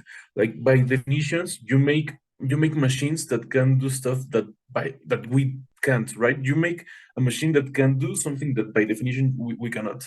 And then we can make all these amazing things like microchips and microprocessors, and it becomes like this amazing thing. And And so if we think of it like in terms of like, I would say like a factory, because like AI and machine is like maybe like a too close a word, but like if we think of AI as a factory that can make stuff that we by definition cannot, then it's almost, it doesn't replace our ability to make the same stuff, but obviously not in a different level, right? And because even if AI can make the best book narrative ever, like I think that people will still want to write, because in the sense that like I can buy clothes from a store that a machine made, or I can like, or my aunt can knit me a sweater, right? And like by definition, that my aunt knitted me a sweater is like that's the meaning behind it, even though like a machine would have done it better, faster, more optimized, right? So obviously, even if the AI can do something perfect, like in like a much better way, I don't think it necessarily robs us of the meaning of still making something. And I think also if we think of AI art as like a factory, we can like maybe instead of like a competition that it replaces the art that we do, it's more of like we get to experience like the most distilled version of even better art than humans, like art that could not possibly be made by a human because it's so complex and so rich and has so many layers. And we experience this amazing book that could have only been written by an AI. We still win, right? Because we have this amazing piece of art that will move us in ways that we could not have felt any other way. And still, there will be persons that will be people that write books, and we will still also enjoy them, right? So it's like if we think of it AI as a factory more than as a replacement of our like human faculties, I think that's like another way of looking at it. And yeah, because it becomes, and we come again to the nature of AI, because as Tim said, if it's weaponized, then maybe it's not going to be that nice of a future. Like we won't have this perfect, amazing book. So it depends of how the like of very practical, tangible things of how the technology of AI works and how we deploy it, and very like practical, actionable things. But I think that if the framing that's like conceptual is we think of it different, then maybe we can see AI like as a factory and not like a replacement of human nature, and we don't have to. So there's not like a meaning crisis in that specific sense if we think of it that way, I think. But yeah. That's a beautiful comment. And then as we come in the last 20 minutes, if anyone has final thoughts, if the AI does make the greatest novel ever, we still get to carry that around inside of us once we read it, right? Like one of the things that make us us is, well, Roger Scruton once made this point where he said, the symbols and music and books you carry around inside of you in your treasure trove, it really does matter. Like, and the point he's making is like, it really does matter. The things you've read, the things you've seen, the conversations you've had, because you carry them around with you, and they change your kind of horizon of experience and how you can relate to other people. And that's a very good point, that if AI makes the most beautiful, amazing book ever that no human could ever make, well, we get to carry that around inside of us. So we win in a way still. Now, we have to have the negations of like we have to face the negativity of us not making it. But maybe that's envy. Maybe it's like a sin of envy or something, right? Like we're not willing to die. Mr. Ebert talks all the time where if you're not willing to die, you become cancerous. What if we're just willing to die to being able to claim humans made that novel, then we get to enjoy carrying it around inside of us and then bring about a different quality of experience and possible relation. That is a lovely thought. And then maybe if we do that, and then I'll pass it to whoever wants to speak, like maybe we'll be more able to sit and enjoy a sunset. Like it's interesting. There's all these people like, be present, enjoy the moment, all this talk. But then of course we're talking about like, it's just performative. It's just scripted is what you're supposed to say on Instagram. Because like, that's what you're supposed to say. But then what if AI like forces it to be genuine? And then these experiences will actually make us more able to genuinely do it. Right? Because we carry these things around inside of us that we otherwise would not be able to carry around inside of us.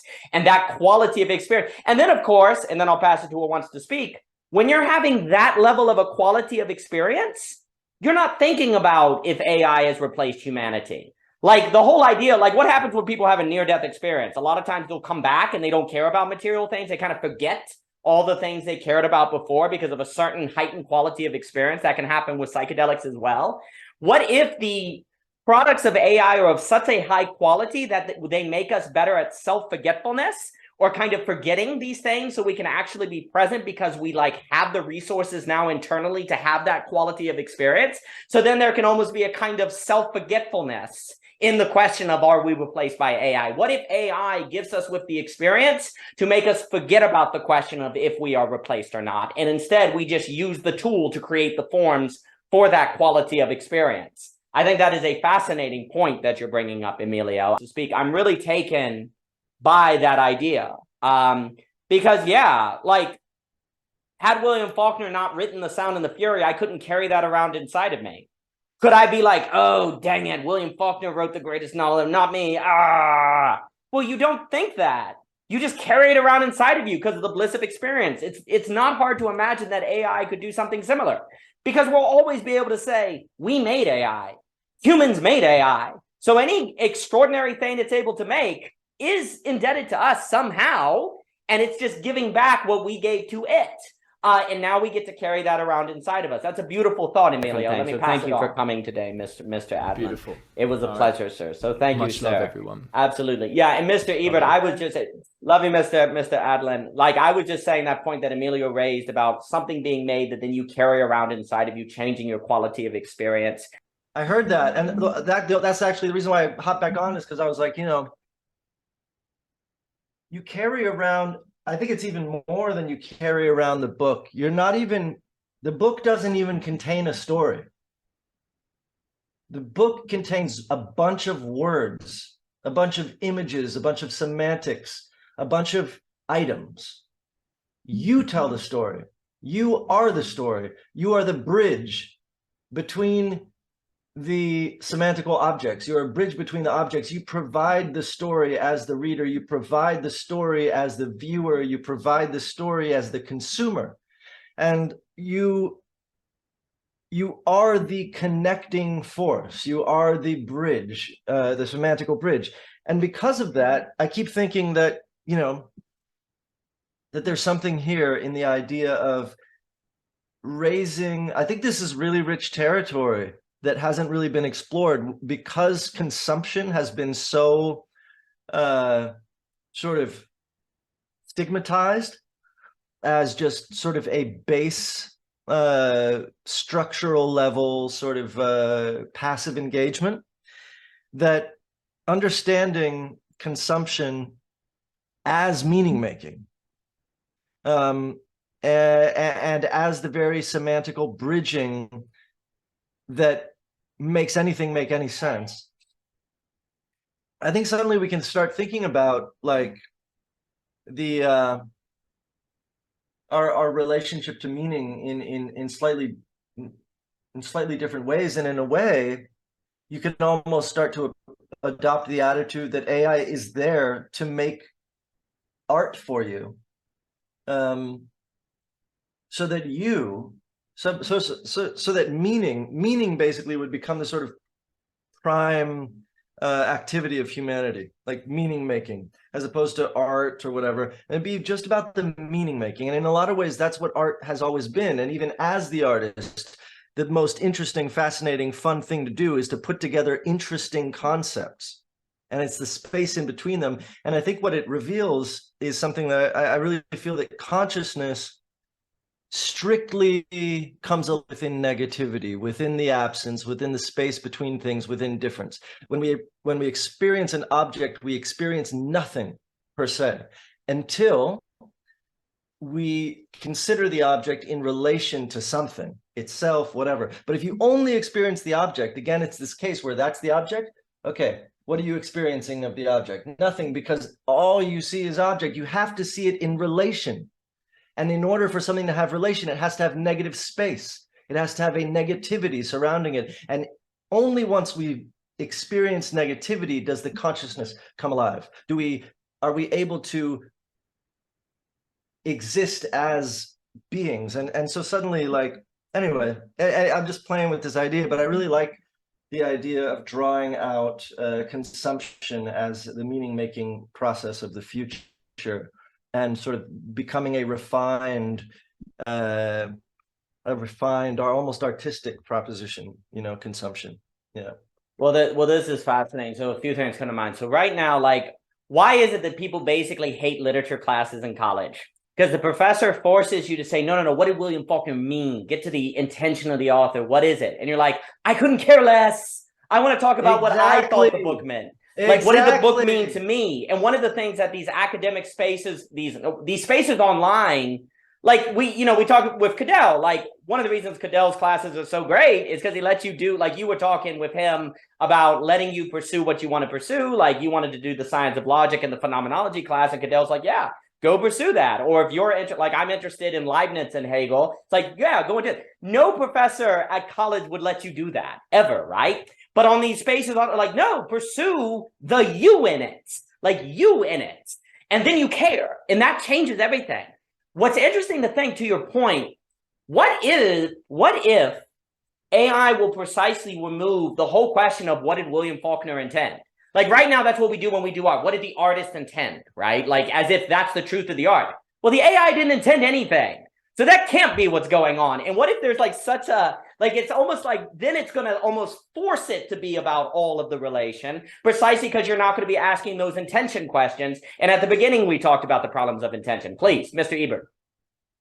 This is what drives me nuts about the meaning crisis, is we fail to recognize, because when everyone's making up their own meaning, yeah, a certain sort of collective coherence is lost. But then there's another level, a meta meaning, which we can derive from the fact that everyone can create their own meaning. Exactly.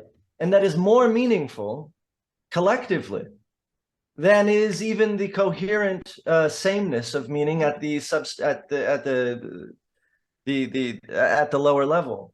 And there's something coherent about really imbibing and ingesting the fact that we all produce meaning, yes, collectively, but operationally, individually, at the phenomenological level. And we always want to fucking forget phenomenology when it comes to these things. At the phenomenological level, it's you producing the meaning. At the phenomenological level, it's not we're producing meaning. That's not the phenomenology. The phenomenology is I'm producing it. It's happening here. Whoa, I'm doing this.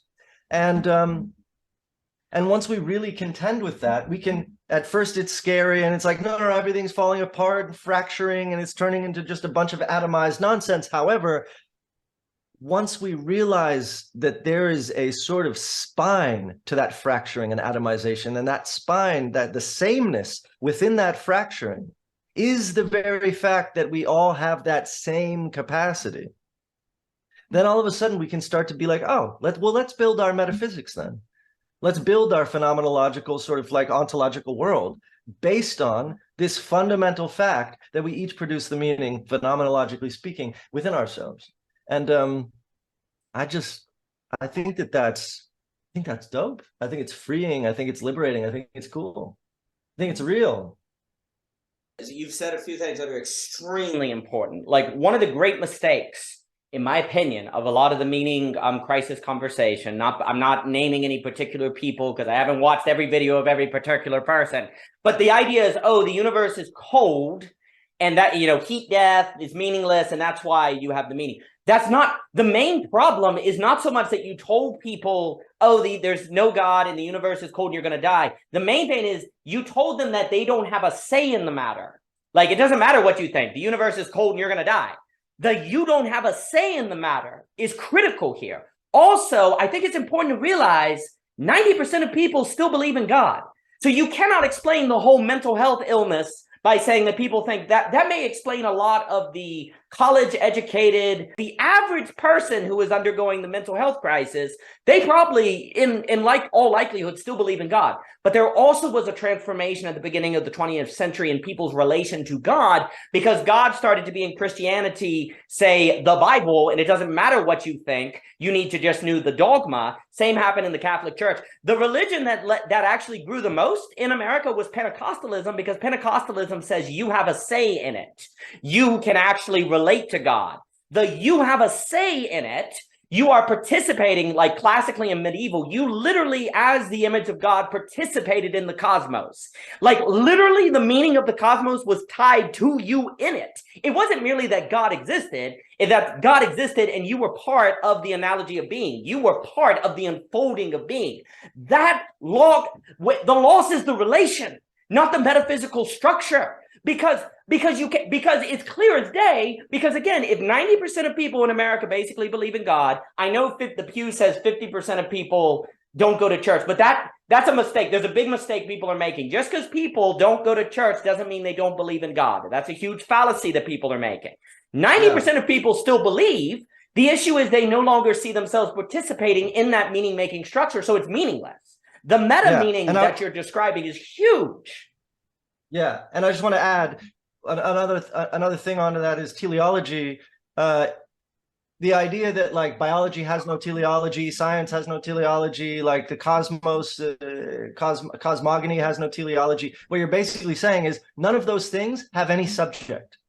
Yes. None of those things have a person involved, because teleology is fundamental and compulsive to the human mind, to the phenomenological experience. Yes. In fact, and not just extrinsic teleology, where we're like, you know, oh, the seed becomes a sapling, or not a sapling, but the seed becomes a fucking sprout and then becomes a thing and then becomes a tree. And I guess the seed was meant to be a tree. The seed becomes a tree, right? That's extrinsic teleology. But even an internal, we deny ourselves internal intrinsic teleology now, which is our own personal religion apparatus. And we deny it so that we can't say the seed was meant to be a tree, right? We can just say the seed becomes a tree, extrinsic, but the seed was meant to be a tree, intrinsic, right? And we deny that of ourselves. But we deny, and scientifically and in every other way, we deny then ourselves our own personal fucking religions, which we're fucking born with. And so to deny these fundamental aspects of the human mind is, again, it's very clearly a product of fear of fracturing, atomization, and a desire to homogenize and cohere. And I get that. And the fundamental fucking rule of the universe is interconnectivity. We're not atomized in any fundamental way, but phenomenologically we are, and we have to combine those two. We can't just discard the phenomenology of independent mental cognition. You know what I mean? So anyway, I've been writing a whole bunch about teleology, but the same thing exactly. God, the production of meaning, and all of those things are so inherent and core to the way that the mind works, and yet we're denying them. You know what I mean? This is what I'm wondering. But yeah. No, this is extremely good, because what I'm wondering is if basically AI is going to be the forcing function where you have to own your meaning making or you're done. Like what you're saying is right now we're all denying our meaning making capacity and that we naturally do that. Well, AI is like, yeah, that's what you do.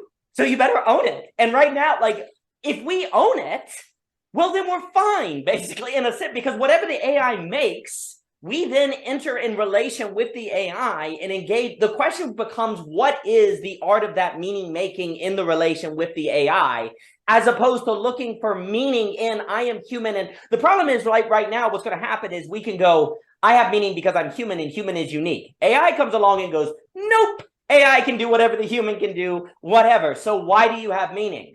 It's going to be the forcing function to make it say, because there's a relation here with the AI that then can be generative. It's like the forcing function to do that. But the moment you do that, and then I'll give it back to you, is that means the subject is primary. And the moment the subject is primary, that's where at the beginning we were saying, is it the case that all these psychotechnology organizations will suddenly have huge demand for them because they're in the business of working on you as a subject, working on the fact that you have a subconscious you're hiding from, working on the fact there are all these areas you don't want to face. Well, you better face those areas, because that's where you're going to find the material to have the meaning making in the relations. And so then that's where, like we were talking about conscious cannabis and all these different things, because it's like, yeah, You got to go into all those places you don't want to go or have been afraid to go and been able to avoid, because those are the areas of the facing of the fears and all these other things of the subject to bring about the possibility of being able to deal with these relations and different things like that. So what you're saying is critical. Yeah, I think if I'm really honest with myself and I think about like, okay, if I'm gonna like, walk the walk, what do I think of AI? Like, what is the meaning that I'm able to extrapolate from AI? And in the context of teleology, right? Like, what is AI?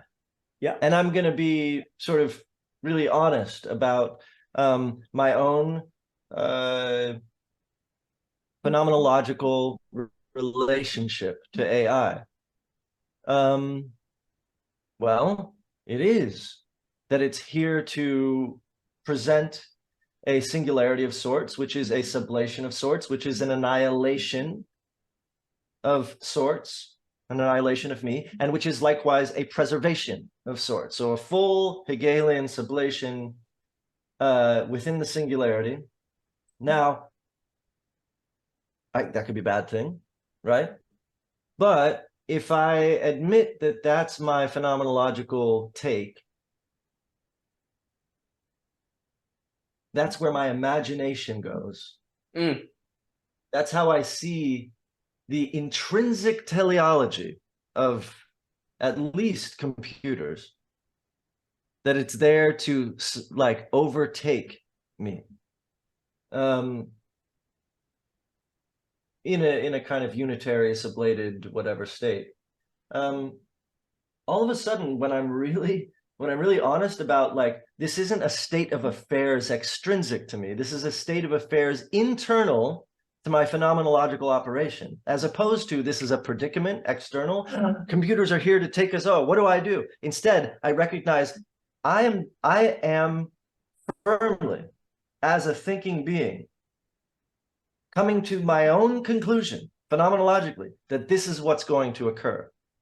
Then all of a sudden, the fear factor is removed, because I realize that there's nothing external that is simply happening without the participation of my mind in terms of the meaning of things. There are things external, but the meaning that they have between them and between me, that does not exist unless I participate myself in the void between those things. And which is a compulsion I cannot help but do, right? We can try and guide ourselves. But once I realize that I'm generating that thought, then all of a sudden it's like, okay, well, that's what I'm developing. That's what I'm thinking. Now, I suppose I could try and change my thought and change my thinking. I have agency there potentially. Or I could embrace that that's what I'm thinking and then think about, what do I want to think about that? So that's what I think. How do I feel about that? And then the fear seems to go away in real time as I'm speaking it. And there's obviously a monkish sort of transhumanist sensibility there, obviously, that is not doomsday, but is sort of an eschatology of transcendence. And yeah, I mean, it's interesting. It's an interesting predicament to really deeply consider the phenomenology that with regard to our relationship to artificial intelligence. Well, I think bringing it to the phenomenological is critical, because right now there's so much talk about, will AI alignment, AI military, AI government, and all these different questions. And I'm not saying none of that matters. I'm not of the expertise to say. I think there is a question of should AI be connected, unregulated with anything on the internet or something? That's almost like there's this fear that AI could control drones without us wanting to shoot us, right? Sure. Well, that's one question. And, would Ebert or decentralization of networks? I don't know, right? There are different questions. Do you have emergencies, so on? But that's government. But for me, the question that's so interesting is the phenomenological, because what if what the AI does is unveil to you the parts of you that you thought were intelligent, but actually are artificial? They're not true intelligence, because the human is found in the making of forms and being the escape artist. So there's this way where I've been thinking about, we call it artificial intelligence, and yet it's going to replace us. well, maybe that just unveils that what we thought was the intelligence of the human is not really the intelligence of the human at this historic moment, like the part of us that is now more artificial, right? Well, that makes you reflect on yourself, and there's two ways to look at that. Oh, crap. I'm all invested in that, and now it's artificial. Or two, oh, I'm free of that. Oh, now I can focus on this weaving, like Leibniz will talk about, this bringing together, this meaning making in the space. I can focus on that and mastering that, and I'm free of the parts of me that I defined before as intelligent, but it turns out we're not really the full thing that the human can do, or that I want to do, or because ultimately what's interesting, like you say, it has so much to do of our meaning of it. What is the meaning of AI? Does it mean that we are meaningless, that we don't matter? Or does it mean that we're free of other uses of intelligence that took up all our time in the past that now don't take up all of our time, right? Like, will we have to decide that meaning or different things?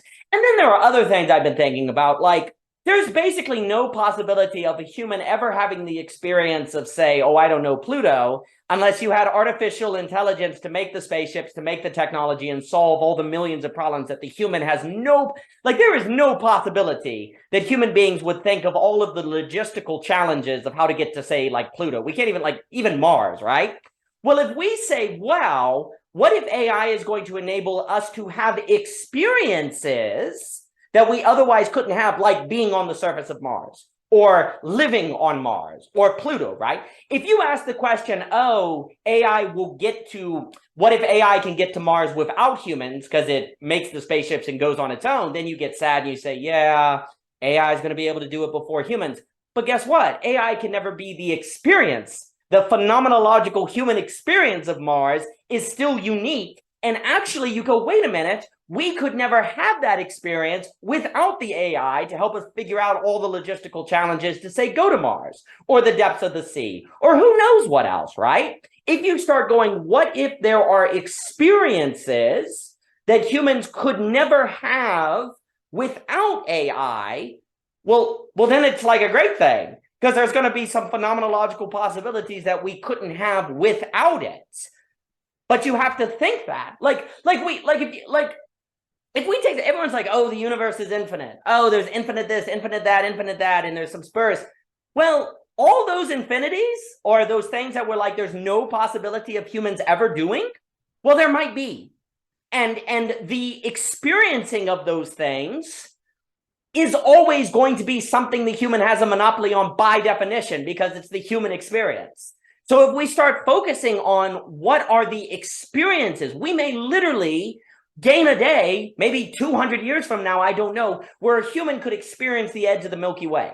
Now, I know you get into time and age and all that, but maybe AI can figure something out. Like, if something like time travel is possible, and I'm not saying it is, and I know there's debates that it's not possible, I'm not interested in that, but I'm saying if it was possible, then it's probably not determinable without artificial intelligence, right? Or what if AI could also, like, in the debate, it'd be like, no, it literally is impossible. And we could all look at it and say, yep, it literally is impossible. Let's not worry about that now. Well, AI could save you that time, right? And so then you could use AI to have other experiences that you otherwise might not have experiences, right? So when we think about AI opening experiences and then having the opportunity to be meaning making of those experiences, well, then it's a great thing. And things start opening up, as opposed to this replacement model that we currently have. So I think putting on the phenomenological, like you said, is just so critical. And then also I was going to say on consumption, like consuming as meaning making. Well, that's what we said, consuming the experiences, bringing in, like, how do we consume the experience of being at Mars? How do we consume the experience of the edge of the universe? How do we consume the experience of time travel, if it's possible, or something like that, right? Well, you need the AI. And it is interesting to me how many religions talk about consumption as becoming. Like Eucharist, like what you eat is what you become. Like what the gods eat, like consumption and becoming in so many religious traditions are insanely tied together. Oh, you ate from the tree of knowledge? Well, you're going to become a very different being now. Oh, you ate the Eucharist? Well, you're going to be a different being. This is my body broken for you. And the AI is giving things to consume. Michelle said you are what you eat. Yes. And like, what if there are things we can only eat with AI as a tool? What if there are things that we could only eat because we have AI to provide those things for us to consume? I basically think that's undeniable. Surely, like it's undeniable. Like, I can't imagine that it is not the case that there are experiences that only AI could give to human beings to consume and thus phenomenologically experience. Well, if that's the case, you know, then it has that role. But let me give it to anyone have final things. I've enjoyed this. This is I wrote about that's fascinating. And it's you're moving it from replacement to consuming. And Emilio, I appreciate what you said. It's fascinating to me. I just have to split and eat the dinner that's cold on the table now, but this has been a fucking really generative conversation. I'm really glad that I showed up, and yeah, thanks, y'all. I've enjoyed it, Mr. Ebert. I always enjoy your work. Thank you for coming. Yeah, I hope you will as well. And yeah, it was so wonderful. Yeah. You're wonderful, Emilio. Thank you, sir. Appreciate it. Y'all have a good one.